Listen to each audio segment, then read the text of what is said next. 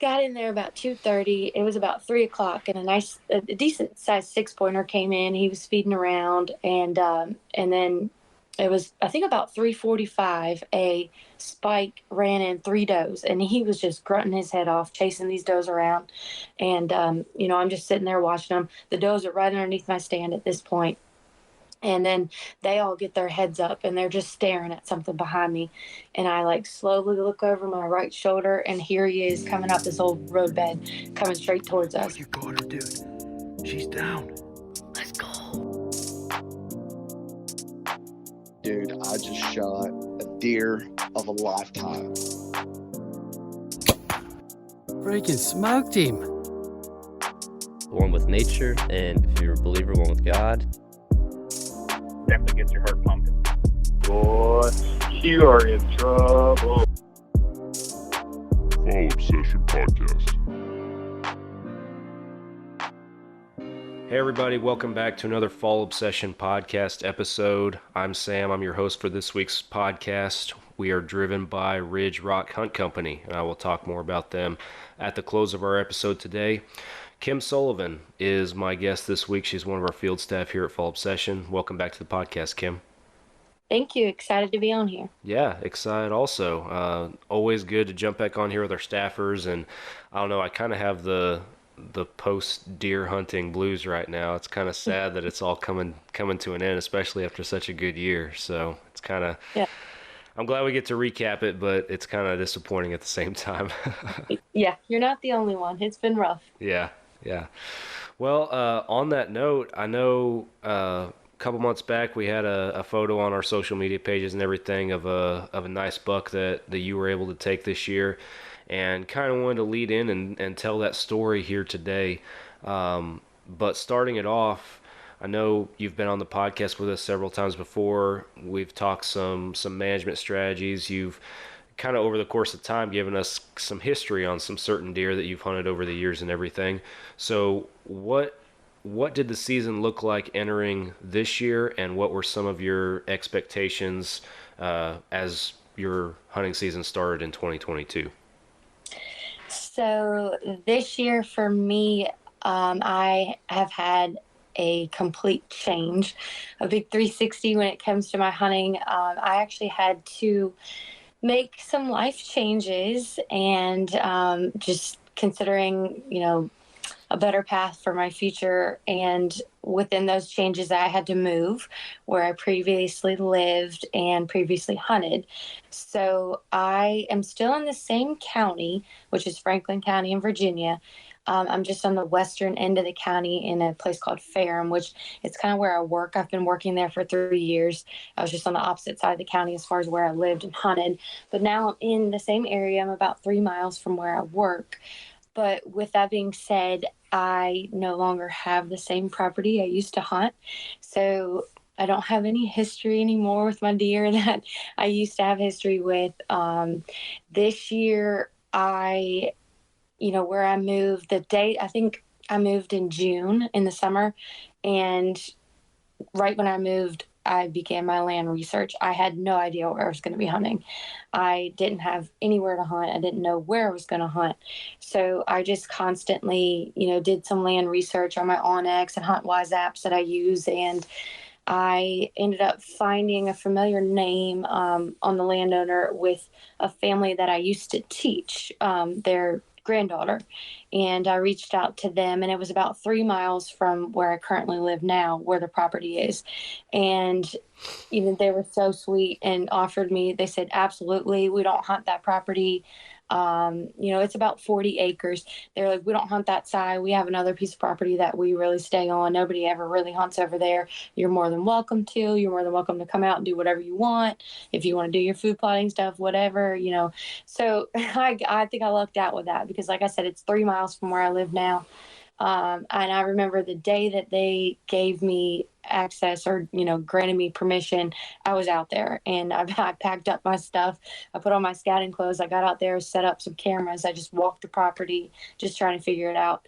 So I basically started from day one, not knowing anything about the property, just to getting out there, scouting. I think for for the first few weeks, I was checking my cameras weekly and didn't have much on there except for bear. I had a ton of bear. Huh. And then like a few weeks later, this big buck showed up on camera, and I was like, oh gosh. I said, he's mine this year. He's a shooter. I'm focusing on him. And it completely turned my excitement, because I was just, it was the unknown for me. You know, I had been so lucky the past few years to where, you know, I would walk out the back door and I could go to a tree stand, and we had, you know, a prime hunting spot that I no longer have access to. So it was just the super unknown. And I was just faced with a lot of challenges of figuring it out on my own again. And, but again, you know, the challenge is what makes it all worth it, if you can piece it together. I just constantly put my trail cameras out. I was walking over the summer trying to figure the property out. It was a tough property to figure out, because the field entering the property was right off the road and was behind the landowners' homes. And then you hit a power line, a big power line, where it had been cut over a few years back. So it had grown up pretty tall. It was thick with briars and like small, thin pines.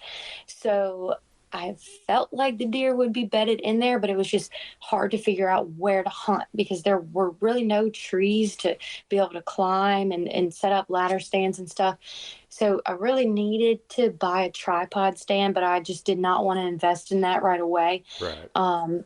So I went out and I bought a ground blind, because most of my pictures where I were getting the buck was on like an open portion of that power line, about 20 yards. And he was in there really frequently. He also showed up with another really nice buck. The one that I ended up killing was a big wide 8-pointer, and that's the one I keep talking about that kept showing up on camera.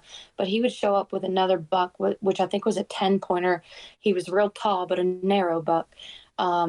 Either way, I said, if I see one of those deer, I'm probably going to shoot it. And so I bought a ground blind. I remember setting up the ground blind. I think it was like 3 days before opening day of bow season, which I can't remember the date, but, you know, early October for us. Yeah. And I did not want to set it up super early, because there were so many bear on my camera. And I was like, I know how that's going to go. So I ended up setting it up like 3 days before the season opener. And I remember we had some type of like horrible weather. Maybe it was like we had some remnants of a hurricane. I can't remember, but we had crazy wind leading up to opening day, and rain, and I did not hunt opening morning because it was pouring down, raining, windy, and I went in there opening evening, and when I got in there, my ground blind was just tore up. And it wasn't from a bear. It was just all twisted up from the wind and stuff. And I was like, well, there goes my plan for the day. So I ended up hunting off the ground that day. I didn't see anything. I said, okay, well, I'm done with the ground blind stuff. So I ended up taking my climber in. Our acorn crop was crazy this year. We had a big crop of acorns, and I mean, it was to the point where you would walk in and they were just everywhere. So it was just a matter of finding where those deer wanted to be, where they were, you know. I don't think they had to move a lot this season to feed. So I ended up hunting. I had to hunt real close to the property line because there were not many hardwoods and oaks, but I found a good spot. I got in. The first few days that I hunted, I saw 3 or 4 does each day. And then I kept hunting. I didn't really see much. And then there were days where I saw nothing, and I just kept hunting. I kept at it, but didn't see anything. So then I, started to get a little frustrated. I'm like, okay, maybe I'm not figuring out this property the way that I thought. So I would move and I relocate to a different spot.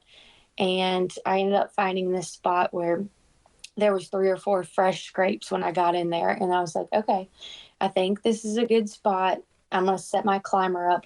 This was another thing. I didn't have any hang-on stands. I didn't have any ladder stands. I used my climber every single day, which if you hunt with a climber, I love them, but they're exhausting to, go in and out with, and just like some days I just get so unmotivated because I'm just like, oh, I don't feel like the climber today. I don't feel like using it. but it's all I had. So I just kept at it as much as I could. Some days I would leave my climber on the tree and just come back and whatnot. The area where I thought was going to be good because there was fresh sign, I had to walk through the middle of the property, and it was just, I just felt like, I was messing up by walking in. But in reality, it was really the only good way in because the other way in was just so thick. I just couldn't, I didn't want to walk through that. Um, but I hunted probably a week straight and I didn't see anything. And then one evening I saw a big buck coming off of, there's a pasture on the back of this property on another piece of property, and I saw a buck coming off of that pasture field. I couldn't tell what he was, but I got excited, so I knew that he was a decent buck. And I said, okay, so maybe I am in the right location. I stayed, I hunted the next few days, saw nothing. So then my frustration level goes back up, and I'm just like, it's hard when you're constantly there, and you're working so hard to get in, and you're taking so much time, and then you just don't see much. So I gave it a few days, maybe a week break, where I did not go back in there. And I went back. It was towards the end of October, where usually the rut is starting for us. Then you're starting to see some chasing and whatnot. And I remember, telling myself, I'm like, I'm outsmarting myself. I need to go back where I saw the doe, where I saw all the does at the beginning of the season, where there were acorns. That's where I need to be at this point. And I just need to hunt it and just see what happens. Yeah. And so I went back in there, and I remember it was the Wednesday before bow season went out, which for us is like the last week of October. And I went in there and I set up, and it was a fairly warm evening, and I felt, how you go in sometimes and you're like, I just feel this evening feels good. Yeah. I had set up in there, and I got that feeling. And then on the back side of the property, there's some houses, and there were kids outside playing, and they were so loud, and they were just screaming, having fun, enjoying a warm October evening. And I was like, oh my gosh, I'm not going to see anything today. That's just my luck. But I stayed at it, and it was like 30 minutes later, I looked up, and there was 3 or 4 does out in front of me, and I had no idea where they came from. Sometimes deer just appear out of nowhere. And then I swore I heard a grunt. And sure enough, over my right shoulder, this buck he was nose down, and he was going straight for those doe. It was too far with a bow, but I tried to grunt and try to get him to come back in, but he wasn't having it. And I just remember, because I hadn't had a lot of pictures of him. That's the first time I'd actually seen him, and not from a trail camera picture. And I was shaking. I was excited. It completely like turned my whole frustration around, even though, I didn't kill him, but I did see him. And I said, okay. So I remember I took off work the next morning. I took off a half day, and I did a personal day. So I didn't do a sick day. I did a personal day. Yeah, let's clarify. Yeah, and I hunted there that morning, and I did not see him, but there was a ton of deer activity that morning. I saw a really nice 8-pointer, a different 8-pointer, a lot of chasing going on, and I said, okay, this is the right spot. It's just a matter of time now. I went back Thursday evening. I didn't see anything. And then I said, okay, I'm gonna leave it alone for a day, muzzleloader open Saturday. So I did not hunt at all Friday. And Saturday we had horrible weather again. It's just the trend for our season this year.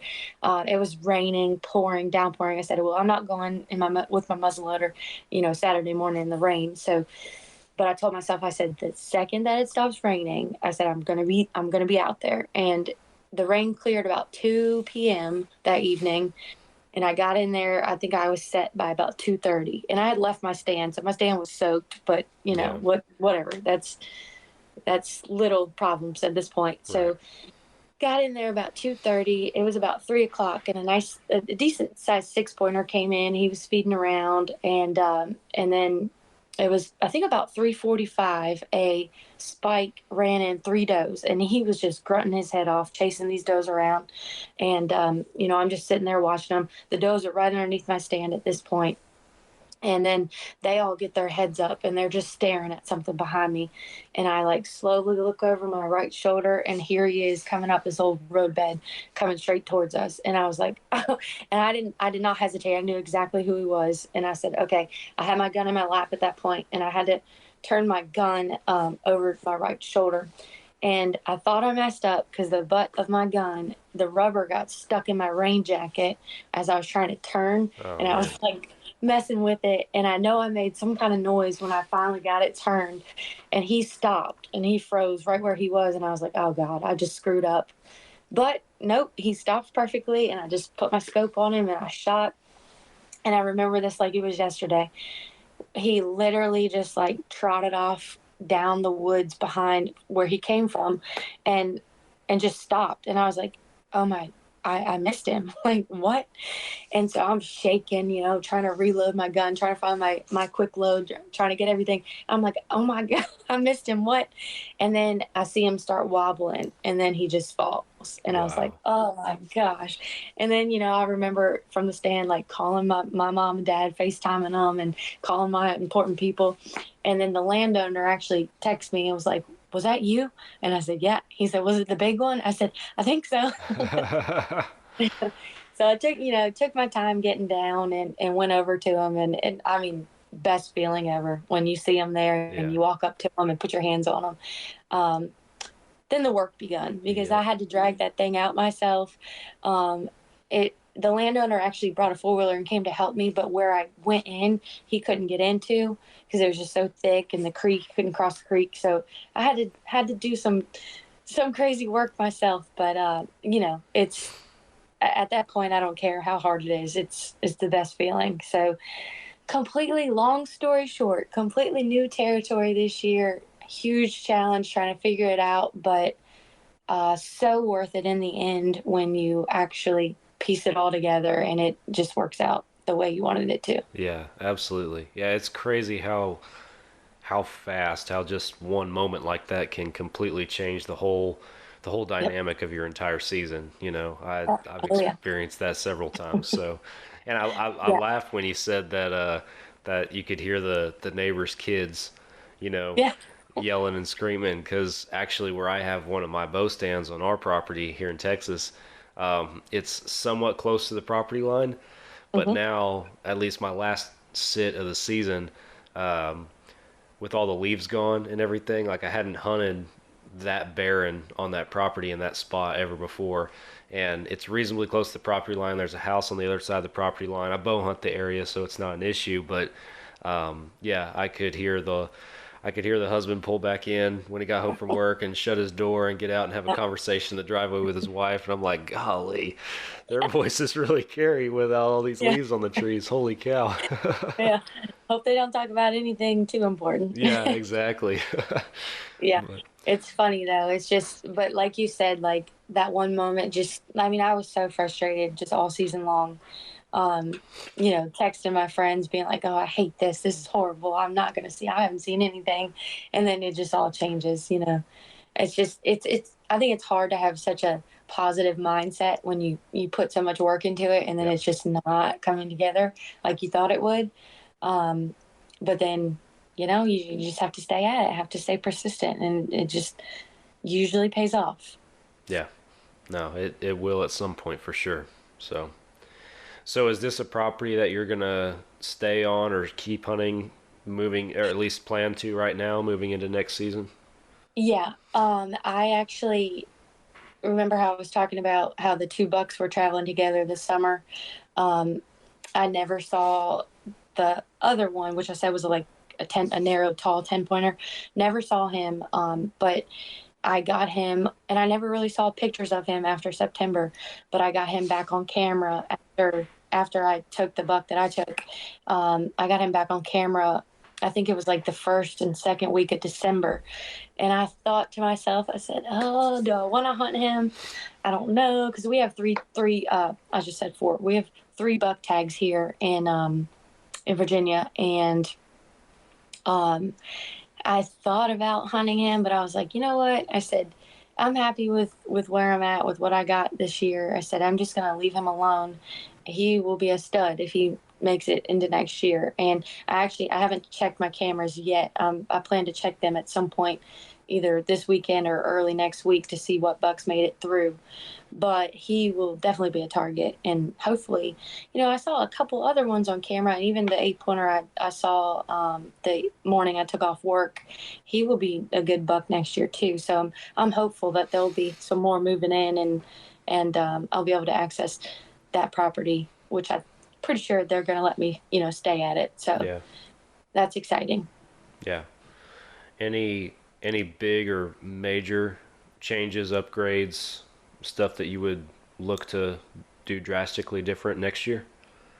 I'm definitely going to invest in either a ladder stand, a hang on stand, or a tripod stand.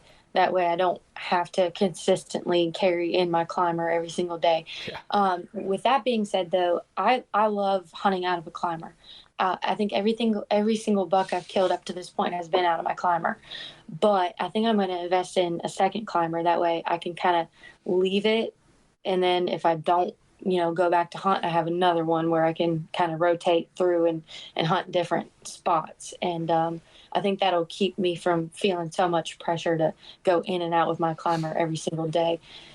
So investing in more stands. And I think now that I feel like I kind of have a grip on where the deer are moving and traveling and bedding. I might try to make a food plot in one area of the field of the back corner, which is just off of the power line where I think they're bedding.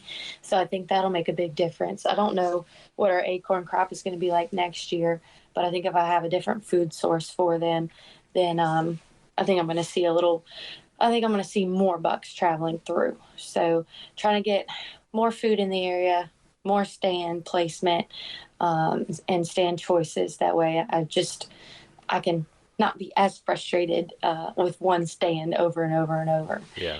So those are my two goals for that area next year. Gotcha. Yeah, those climbers can be exhausting. I remember It was a couple years ago. Our production director Nick Powell, he drew a wildlife management area public land tag down here in Texas, basically allowing him access to this certain 5,000 acre piece of state-owned land, but you still have to have permission to hunt it, I guess, however that works. But I went out there to film for him, and what we had to work with out there was climbers. And that was the first time we both had ever used them like religiously for several days. And oh my word, it was exhausting. I remember the last morning, we found a really tall tree, like about as tall as you get in Texas. Like you could probably go 20, 25, 28 feet up. And so I'm the cameraman, so I'm like, all right, well, I got to get above him.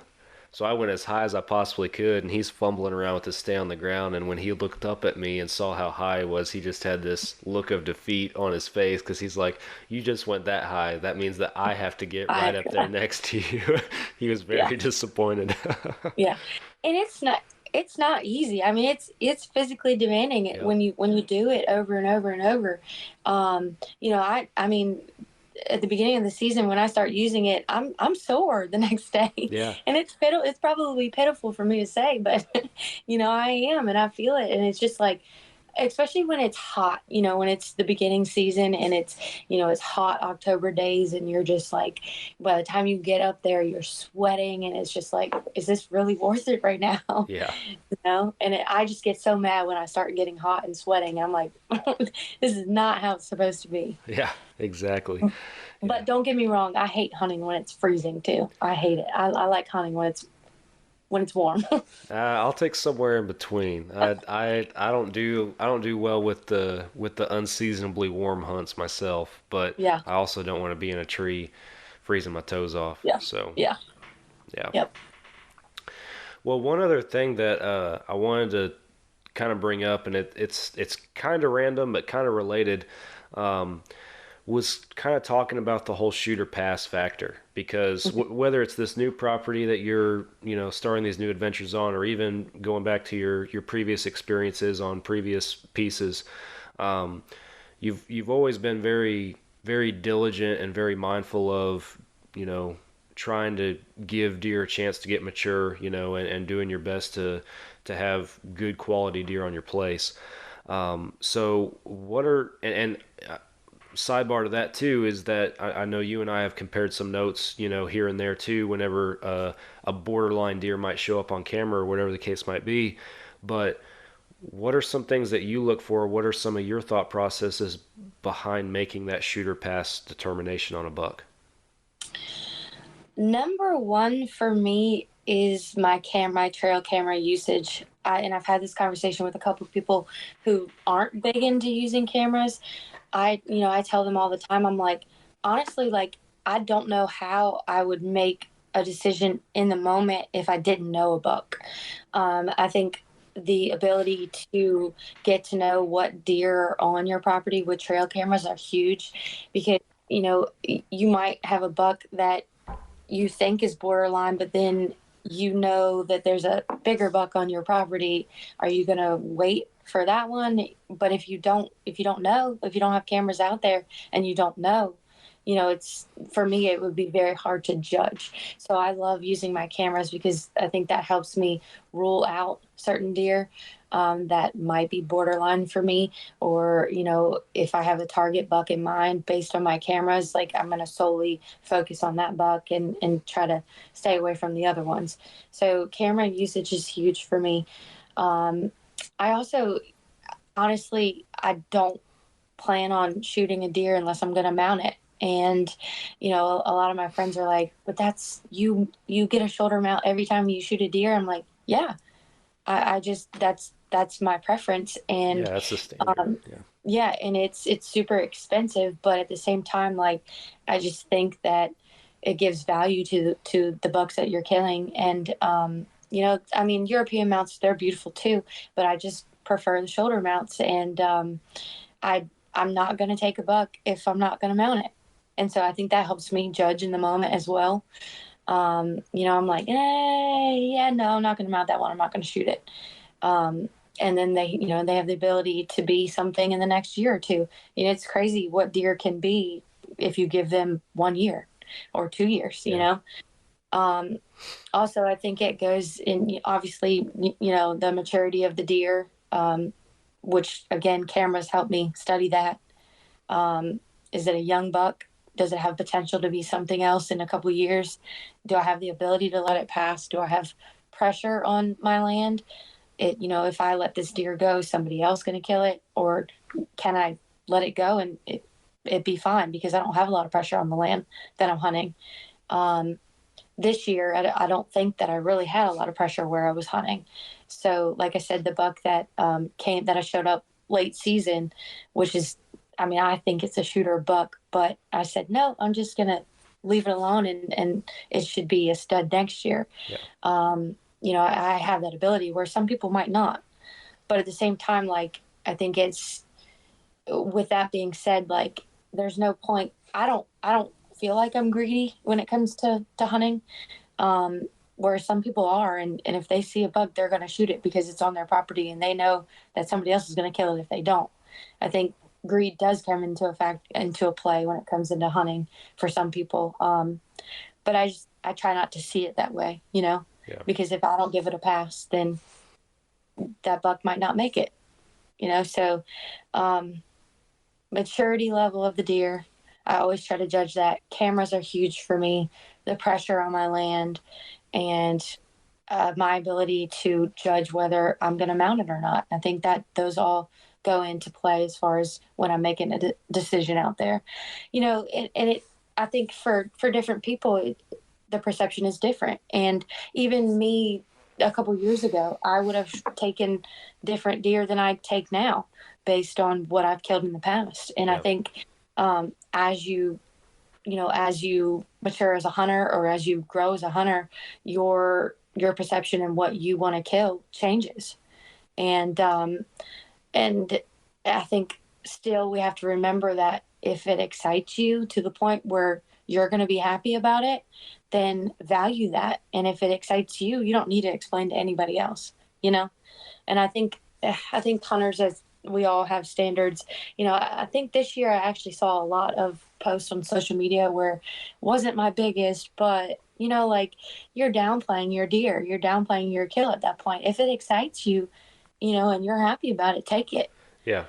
So I think sometimes we just forget that we're doing this because we love this. It's a passion. Most people hunt because it's a passion of theirs, and it's a true hobby, and we love doing it. And sometimes we forget that we get excited. Like, go for it. If it excites you, go for it.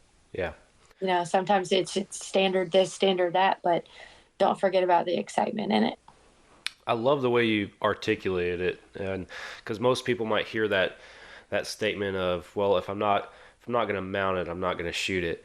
If you take that alone out of what you just said, people look at it like, oh, she's a trophy hunter. That's all there is to it. And you elaborate on it so much better than that, because it is so much more than that. It is, yes, it's a standard, but it's not. You're not just being greedy for big deer. That's one of your personal criteria, but then there's also a level of respect for the animal that comes with that, and then there's another level of sense of accomplishment, especially when somebody like you that actually works, puts time and effort into a property and into the deer on that property, being able to remember that accomplishment of growing these deer to that point, through that animal on the wall. It's more than a trophy hunt. It's a standard. It's an accomplishment. It's blood, sweat, and tears. At that point. So You're dang right on that one. yeah. And it's like, I don't. If I need meat, I'm gonna take a doe. I don't want to just shoot a buck just for the sake of, shooting a buck. Right. Because to a sense, I guess I would be a trophy hunter. But that's what really, really excites me. And, I know there are other people out there that are like, no, we're doing this strictly because we need deer meat. And that's perfectly fine. Whatever your perception is on your hunting and whatever you get from it and whatever excites you, I think, you don't let others downplay that. Like, value what you really, truly love about hunting. And I truly love watching these deer grow and taking them at a point where I'm going to put them on the wall. Yeah, there's a huge that just you don't get that understanding or that the impact of that accomplishment unless you do it, unless you are involved more deeply into managing a property and stuff. And I love what you said too about your perception or your standard might change over time too, because like last year on our property in Texas, I was trying, in the name of, everybody knows this if you've been following us for over a year or watching Texas Dirt, but in the name of deer management, I was passing bucks last year that in years prior, on properties prior, I would have shot them the second they walked out. But I let them walk. One of them, yeah, I probably should have shot one of them. In hindsight, for sure, should have shot one of them. But then we get into this year, and with our drought and all the other things, and we've talked about it on the podcast before, but all the other things that we were impacted by, we didn't have the caliber of bucks that we had last year. And so I'm going into this season like I'd kill to see any one of those deer that I saw last year, but at the same time, we had to, you still have to be management minded to a point, and then again, using your trail cams, using your intel, we were able to determine down here that, hey, this is a cull buck year down here, pretty much. We need to get some of these culls out of here, and these mature bucks that still have the potential to be something better with better vegetation and everything next year, we need to make sure that we let them walk and focus on some culls this year. So, yeah, it's an ebb and flow. It's a give and take, and it's a study is what it is. Yeah. It is. And I mean, if you come in my house and look at my deer from my first buck to the second year I started hunting, to the third year. I mean, it just progresses, and I mean, it's something I'm super proud of. And I feel like I've grown as a hunter to the point where I'm not trigger happy. I can watch them, I can pass on them. I like that. Other people don't care about that, and that's perfectly fine. But that's just something that I've always progressed with, and I value it, and I appreciate it. Honestly, I like investing a lot of time in these deer and watching them grow. Oh yeah, yeah. So much more of a reward in the end when you do that. And Oh yeah. Yeah, can't explain it. So Yep. Yep. And I think this year, like, it's I feel like I really, really was proud of myself this year because 100% me, and in the past, like, I've had help. No, I haven't hunted out of my boyfriend's stand and he let me pull the trigger, not that, but, this year it was all me, and that excites me. I think in a sense, because a lot of the times, like, I've had people ask me before, or, I get other people telling me, who's letting her hunt, because she killed a big deer. And I'm like, no one. Like, I'm doing this myself. And I don't, and I know, the stereotype of, a girl hunting with her boyfriend and she kills a big buck on his property. I don't want to be that stereotype. Like, I want to work for it. I want to learn how to do it. And I learn by doing, and I think that's always been my challenge. And I love that I've kind of figuring out as I go, and so this year I'm just super, super proud of myself for doing that. that's awesome. Rightfully so, for sure. I hate the perception that, like you alluded to, that social media gives off on no matter who it is, whether they're saying that she was just handed that deer basically, or even for I know some of these other big name guys, in the industry, that they shoot a big deer and everybody starts jumping on them because they're like, oh man, they make all the money in the world. They can, nobody can pay for deer. Nobody like us can pay for deer, of that quality. Yeah. But they don't. They're quick to judge, and what they don't realize that he might be a big name guy with a show, but he owns 500 acres of his own land, and he manages it, and he's been working on building that caliber of buck for 4 years already. They completely ignore that fact. So I hate that that's out there, but good for you for breaking the mold. So I mean, people can judge, but we know what we do. Yeah, and exactly. We know the work that goes into it, and gotta be happy with it. Yep. Well, Kim, I've really enjoyed our conversation this evening. It's been fun to catch up, to recap your challenging yet still rewarding season. You were handed an intimidating blank slate, it seemed like, but made the most of it. So appreciate you sharing that. Thank you for having me on here to tell the story. I appreciate it. You bet. Well, for our listeners, we're going to wrap it up here. Thanks for listening to another Fall Obsession podcast episode. If you haven't already, hit that follow and subscribe button, whatever platform you're listening on. We're on all major podcast platforms, as well as our YouTube channel and Carbon TV. So be sure you check us out wherever you prefer to listen, and turn those notifications on.